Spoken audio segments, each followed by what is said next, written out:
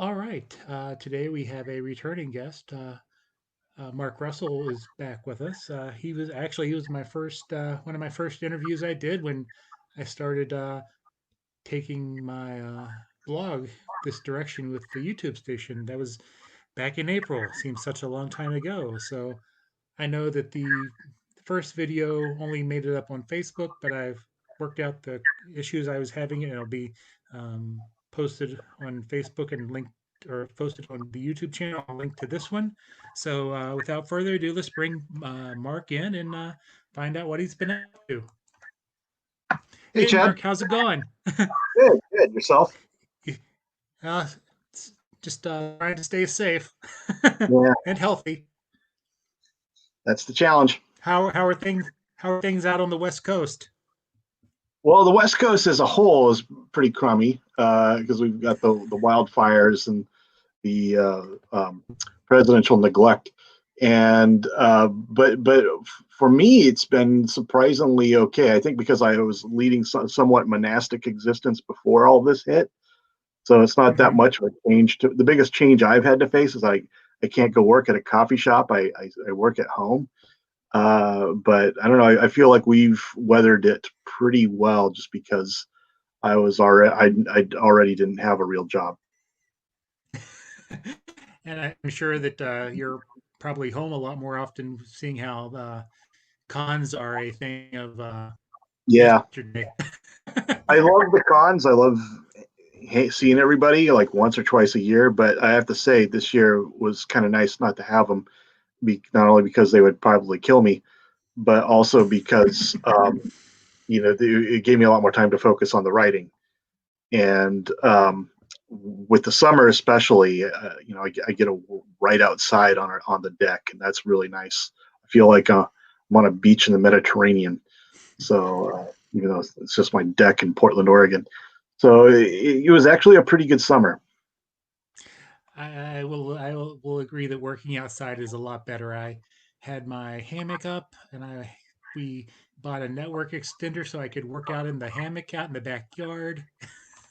Yeah, So yeah, it was great. so And barbecue for dinner. so let's see. Billionaire Island just finished up what last week, That's right. Last Wednesday. and last Wednesday, and then you have the second. Well, I guess Ahoy calls them seasons of Second Coming coming out. Hmm. Yeah, in Is December. that December? Yep. Yeah, And Only Begotten Son. They're doing the Colin thing, and they're giving it like a little new title. Because mhm, apparently marketing bears that out. That this is a better way to do it than just to call it Second Coming issue 7. It's now yeah. Second Coming, Only Begotten Son, issue 1. And I reread the for the first series um, recently, and uh, you left our hero and Jesus Christ in quite a predicament. So I'm pretty interested to see how they go from there. Would you like to kind of give a brief summary of the first season? Yeah, first season's about Jesus Christ coming back to Earth for the first time in 2,000 years and being kind of appalled at what people have made of his message since the first time he left. And he shares an apartment with a superhero called Sunstar, who's sort of like an omnipotent, immortal superhero a la Superman. And this guy's got problems of his own, though, in that sense that because he's a Zirconian alien and his wife is a human, they can't have children, and also because he's a not human, they can't legally marry. So it makes it really hard for them to adopt, which creates tensions in the relationship. So it's really about him realizing the limitations, the superhero realizing the limitations that power and physical force have in like actually making your life better. And this is where, Christ's presence in his apartment really kind of pays off because Christ shows him, well, there's all these other options other than just violence, other than just like it's like we built our civilization really around two motivating factors: uh, punishment and bribery. And Christ's point is like there's a whole other range of ways to get people to do things, and it's really we're it's a much better world if we're doing things simply because we care about the people we're doing them for. And this is sort of what in some ways it's about Sunstar learning about the limitations of power and bribery to get things done in the world, and it's also about Jesus kind of learning about the limitations of forgiveness and mercy too. That there's really no one answer that satisfies every situation. That really our philosophies are just different tools, some of which are useful in different situations. So, where does the second season pick up? Because I was looking at the preview, and I guess you're going to give us the origin of Sunstar. Yeah. It starts out with the origin story of Sunstar, very much again, sort of like the Superman origin story, where he left the planet as a child because it was about to be destroyed. But the first issue is kind of about his parents and what it's like to know that the world is going to end tonight and that you're not supposed to tell anybody. So his dad, who's sort of like Jor-El, is like this bigwig scientist who's been saying for a long time, zirconia is going to explode. We've got to stop mining the crystal from the planetary core, or we're going to implode, and everyone just ignores them. So the night it's actually going to happen, they're like, "Yeah, you were right all along. We're sorry. We should have listened."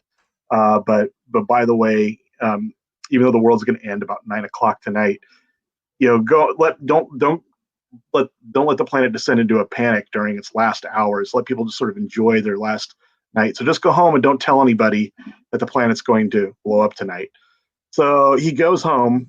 Then he's got one last evening to spend with his wife and baby. And he doesn't know it, but his wife is invited, like the most obnoxious couple they know, to like dinner. So he has to spend the night. He has to spend the evening eating dinner with this guy who sells condos, sells like timeshares, and so he has to spend the whole night just like listening to this guy's real estate pitch. It's by him trying not to blow up and like tell him that the world's going to end, and ultimately failing. And it's about him and his wife's last night together. And because he reveals that he used all their savings to buy a spaceship, but because he's a government employee, he can only afford a spaceship big enough for one baby, and so they saved their son. So yeah, it's about, and really the whole second season is kind of about this theme of fathers and sons. Also, as far as God and Jesus Christ are concerned, every mythology is really the story of sort of a dysfunctional family, whether it's Christianity or uh, Judaism or Hinduism, Greek mythology. It's all kind of the story of like sort of dysfunctional families, because this is what we relate to. This is what this is the central conflict of our lives that makes sense of the conflicts we encounter externally to us in the universe. So I was as I was going back through and reading the series, I noticed that in the letter section, you seem to have gotten a lot of letters from Christians, praising what you were doing. Was that a surprise to you? No, this is what I always thought the reception would be. If people had just kept their pants on long enough to read the series instead of getting upset the moment they saw something about it on Fox News. I think this is the reaction they always would have had. I was actually more surprised, and perhaps it's because I'm naive, but I was surprised that there was so much controversy surrounding it when it was Mhm. first announced. Because I thought, you know, being a summer child, I thought that people would actually wait to read a book before deciding they hated it.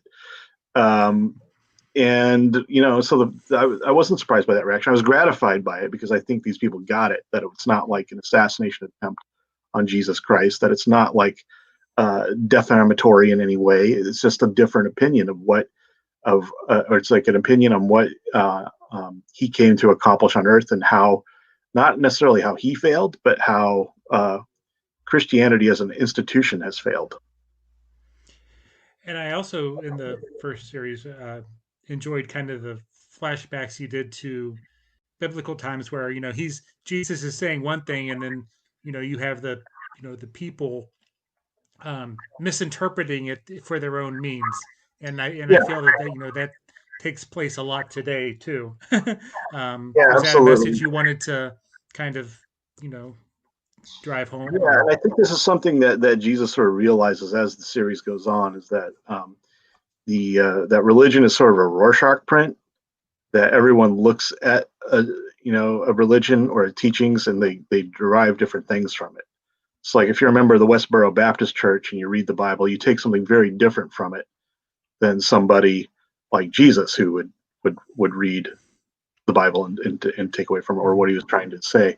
And so it's really about him trying to reclaim the author's intent or him trying to say, no, no, this is where you've got it wrong. Because the problem with, I think, Christianity and like every major religion is that it usually starts with some prophet who has a great idea. They have like some huge problem with the society they're living in, they're trying to solve or address, and they come up with some really either profound or just sort of like groundbreaking idea, and then and it's usually about like getting rid of the institutions we have now. It's usually about overthrowing the world as we know it now. But the problem is that if it succeeds in a way like Christianity has, it then becomes the tool of the very institutions it tried to replace. It's like when the Roman Empire, adopted Christianity, it looked like Christianity had won. That Christianity conquered the Roman Empire against all odds, and is now the official religion of the known world in Europe at the time. Uh, but it really was kind of the other way around. The Roman Empire conquered Christianity by making its official religion because it changed Christian doctrine from being a doctrine of how you subvert empires or how you get out from underneath the thumb of empires to being, a doctrine of being good, of like shutting up and not complaining, and then you'll get reward in heaven. And so it got co-opted by the very institutions it was trying to subvert, which is what happens to every successful religion, I think.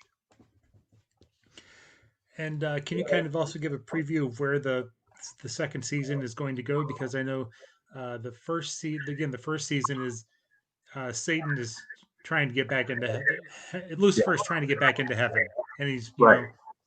made a tried to make a deal with God and all that good stuff. Yeah, the second season is more about one. The main sort of like thrust of the plot is Sheila Sharp, Sunstar's wife, is like pregnant, and they're not sure if it's an immaculate conception because God's the one that like allowed them to abridge the rules of basic biology and become impregnated, even though they're two different species. So you don't know if it's like God's child in there or if it's Sunstar's because he gave her an immaculate conception, sort of. Yeah. Uh, but and then on the Christ front, it's more about like him trying to build up a following of disciples to create what he calls the Church of Jesus Christ Latchkey Kid, because he wants the new Christian religion to be about like telling people that God has abandoned them. God went back to heaven 2,000 years ago, or a long time ago, and hasn't really been seen from since. But that's okay because Jesus also grew up without God as a father because God was always off on the world when he was young. So he's going to teach us how to like deal with the fact that like God is no longer with us. And his answer is like you have to begin doing for each other the sorts of things you used to try to get from God. That we have to be the answer to each other's prayers. So he's starting to create this church of disciples, and it really is sort of just setting up what I envisioned being the meat of the story in the third and fourth seasons. But Hmm. that's what it's about. It's about like Sunstar and Sheila getting ready to have a child, and Jesus getting ready to have a church. And will Richard Pace is on the second season, obviously, right? Yeah, So okay, good, because I know that his him art and was one of Leonard the. Kirk both. They're both Okay, doing. good. Yeah. So, and in fact, Leonard did, I think, pretty much all the art for the first issue of the second series, the Sunstar origin story, which looks really great.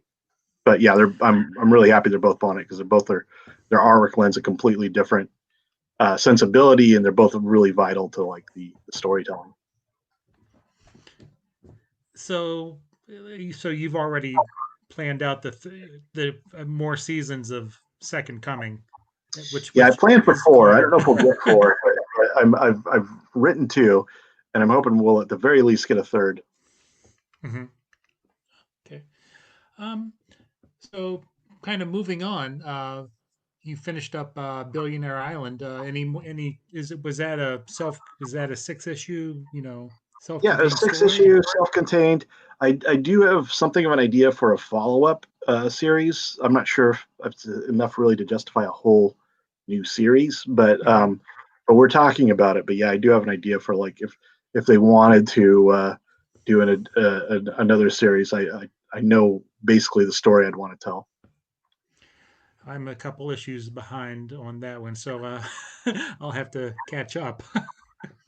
Yeah, the trade's coming out not too long either. It's coming out in I think September, or no, not September. It's September now. No, November.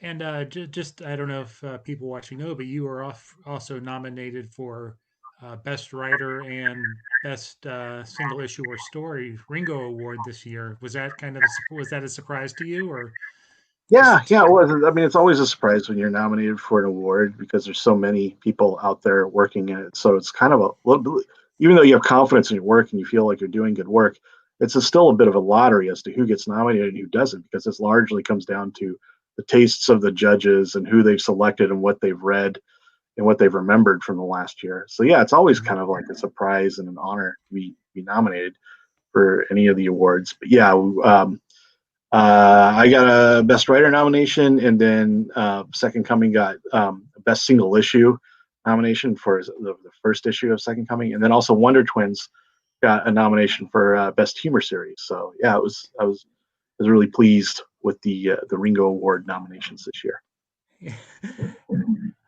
And are they going to? I'm assuming they're going to be virtual or something like that, since Yeah, Baltimore Con is online right. also.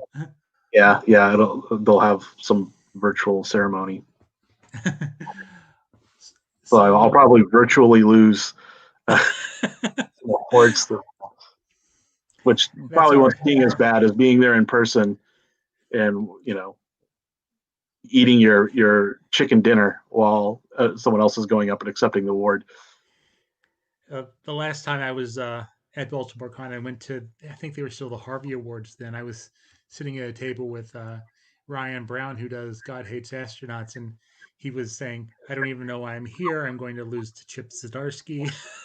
Yeah, And at I the don't time know. he was texting with Chip. So Yeah, my Tom King is my Chip Zdarsky. It's like every year, it's like, oh, I get nominated, and then it's like up against Tom King. It's like, oh fuck.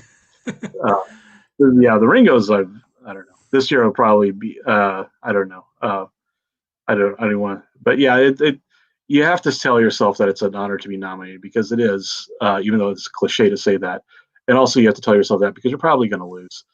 And but it really is because it just means that people in the industry that are thinking about you, which is incredibly hard to get in any sort of artistic endeavor. It's so much easier just to sort of blend in with everything else, even though there's a lot of really great. I mean, you could have like completely nominated completely different field of comics in each of those categories, and it would have seemed right. It would have seemed like, Mhm. yeah, this is like an equally strong field of candidates. So not to beat the cliches of the graceful loser into the best, but even though it sounds like loser talk, and it probably is, it really is just sort of you know gratifying to be nominated because it just means that Mhm. other people in the industry respect what you do.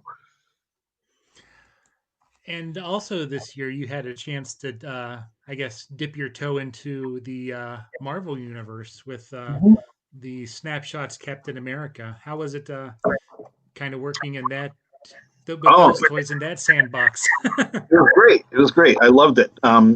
Yeah, Kurt Busiek, I have to thank for that. He was put in charge of curating the Snapshot series, and for whatever reason, he thought of me for one of them. So he contacted me, and when I knew I was going to be working with him, I was like, that was for me an automatic yes. So I don't care what it is, Hmm.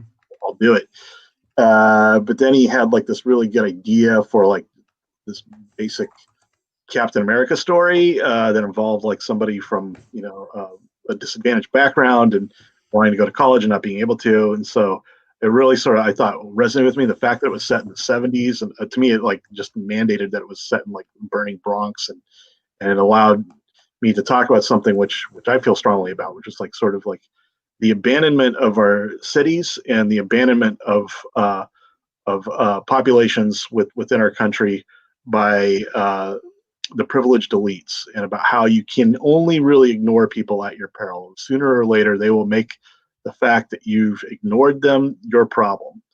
And I think history has kind of borne that out over the last 12 months. So yeah, it was really wonderful for me to get the opportunity to actually write about that.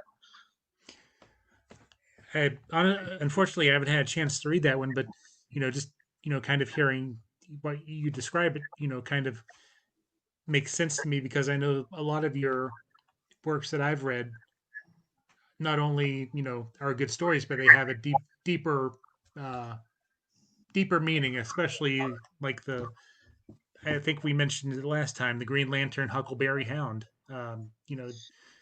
This just you are able to add another layer to the story to make it so even something more.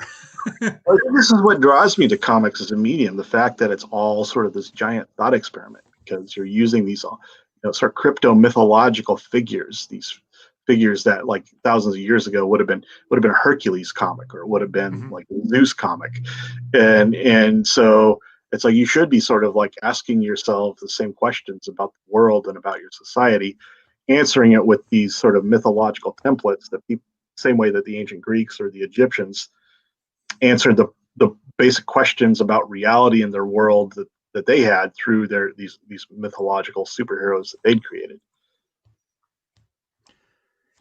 And so are you did that spur your interest to do some more work in Marvel or Yeah, or I'm currently working on something that's as of yet unannounced with Marvel, but yeah, Mhm. there will be more Marvel stuff on the way. uh, any not you don't have to say anything specific, but you have anything more from DC coming? Yeah. I've got like one series, like a little mini series approved from DC, which I'm working on right now, and then another one which I'm pitching. Again, I can't really talk Yeah, specifics about yeah. these. None of them are announced.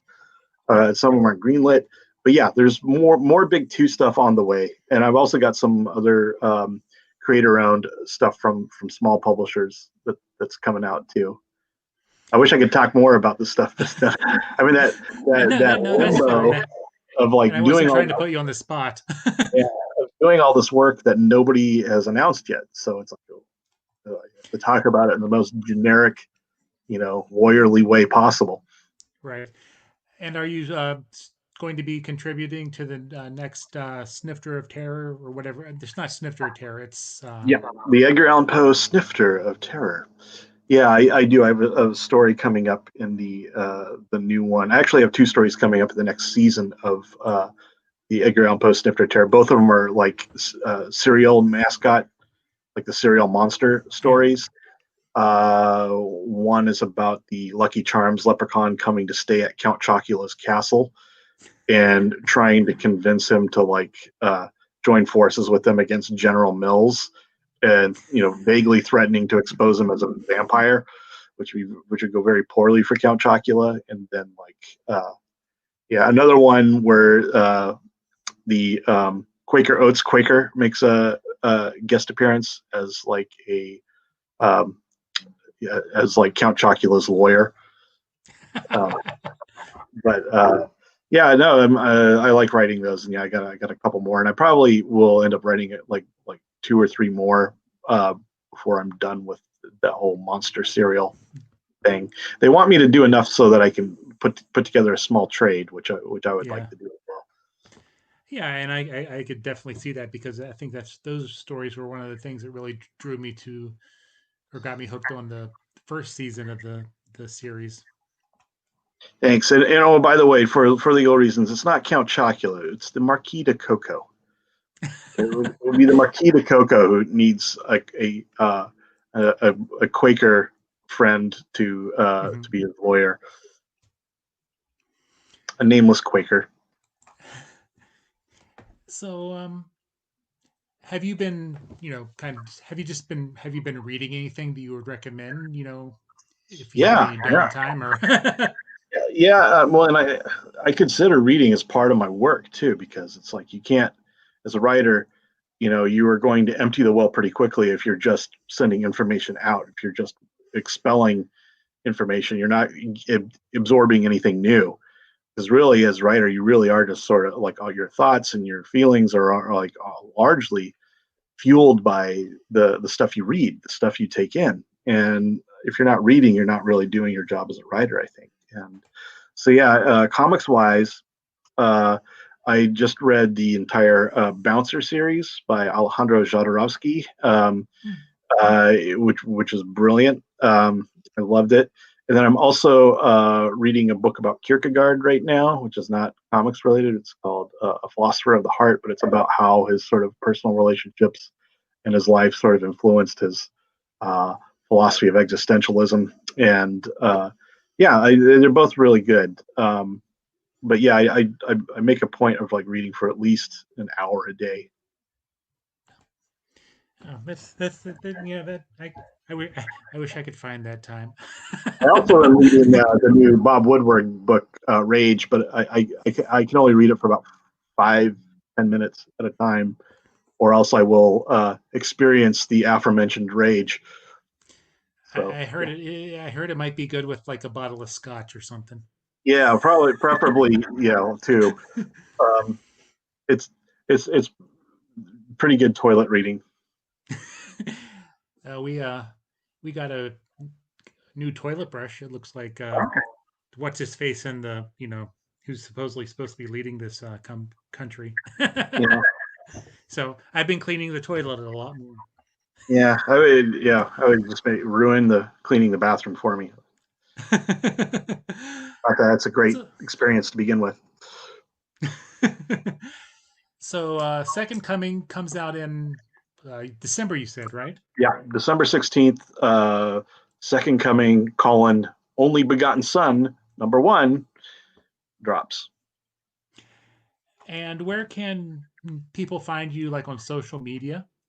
The best place where I'm most active is Twitter, Hmm. and the best place or you just follow me on @Manruss, MANRUSS. I'm also on Instagram, but I don't use Instagram a lot because I don't take a lot of pictures. But yeah, I'm also @Manruss on Instagram too. If anyone wants to see, pictures of my squirrels in my yard or anything like that. Well, sometimes they're a nice break. Yeah, I appreciate them. I appreciate what they do. Well, I'd like to thank you for taking the time to talk again. Always nice to catch up with you, and Yeah, maybe once you anytime. have uh, are allowed to, we can talk about your DC stuff. Yeah, sounds great. Yeah, I should have a lot more to talk to in the next couple months. And one of my friends wanted me to tell you that he's the biggest Snagglepuss fan out there, and thank you for writing the Oh, series. So, well, that's very nice of them. So tell them thank you. That's gratifying to hear. and I'll give you a quick preview. I also write lists for CBR, and I just got approved uh, Mark Russell's 10 top books ranked. Oh, wow. So, Well, I look forward to that. yeah, I'll I'll let you probably know. pick up to number 6 or 7, 6 or 5. So, I'll let you know when that comes out, and great. it'll you know it'll be a tough decision picking Number just 10 to. will be like, I don't know what he was thinking. Number 10 is like the worst book he's ever written. No, they're all good, and Well, thank you. can't wait to see some more from you, and stay healthy and stay safe. Yeah, you too. I'll come back anytime. All right. Well, thank you very much, and have a good day. You too. Bye, Chad. All right. Bye.